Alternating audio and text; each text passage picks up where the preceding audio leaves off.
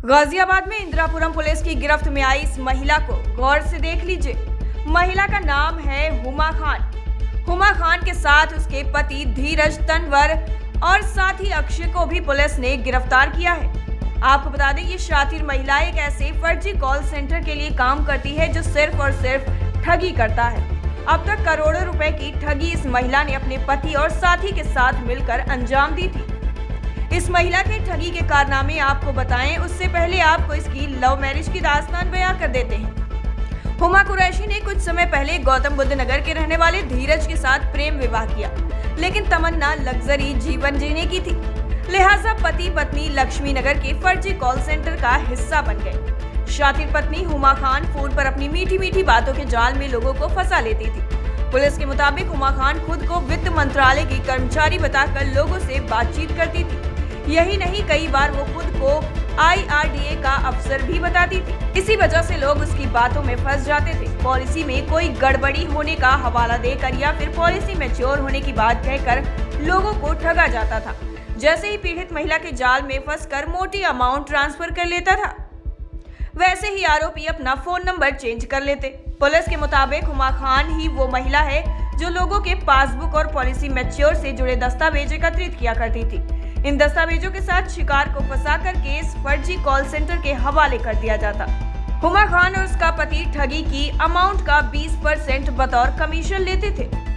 उसी ठगी की रकम से हाल ही में आरोपियों ने एक लग्जरी गाड़ी भी खरीदी थी, जो बरामद कर ली गई है। पति पत्नी से मिले पासबुक से 3 करोड़ रुपए के लेन देन की बात सामने आई है।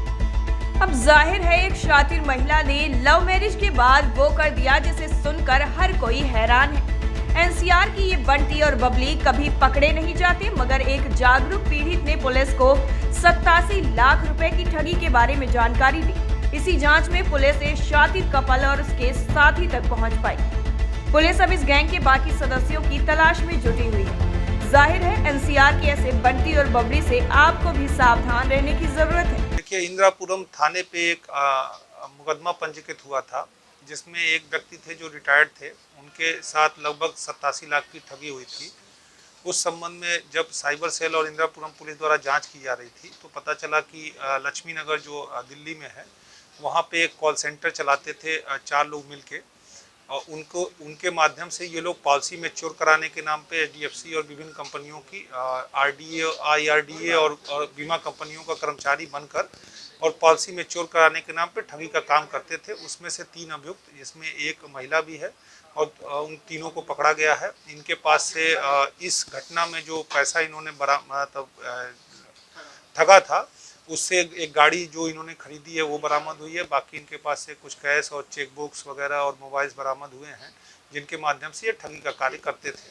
कितने लोगों को सर अब तक ये निशाना बना चुके थे, और 87 लाख जिनसे ठगी गए थे, कितना कैश रिकवर हुआ है, कौन सी गाड़ी उन्होंने परचेज की? देखिए, पूछताछ में ज्ञात हुआ है कि पिछले 4 सालों से ये काम ये कर रहे थे, और ये नोएडा में एक कंपनी में कार्यरत थे। वहीं से इन सबकी आपस में जान पहचान हुई थी। इसके बाद इन्होंने पैरेलल एक अपना ठगी का अलग से गैंग बना रखा था। जो अभी तक जो हमें पासबुक प्राप्त हुए हैं, इनके एक पासबुक में पिछले 3 साल में 3 करोड़ की लगभग ट्रांजैक्शन हुई है। बाकी जो 3 पासबुक प्राप्त हुए हैं, उसमें जो अभी ठगी हुई है 87 लाख की, उसके ट्रांजैक्शन की डिटेल्स प्राप्त हुए हैं।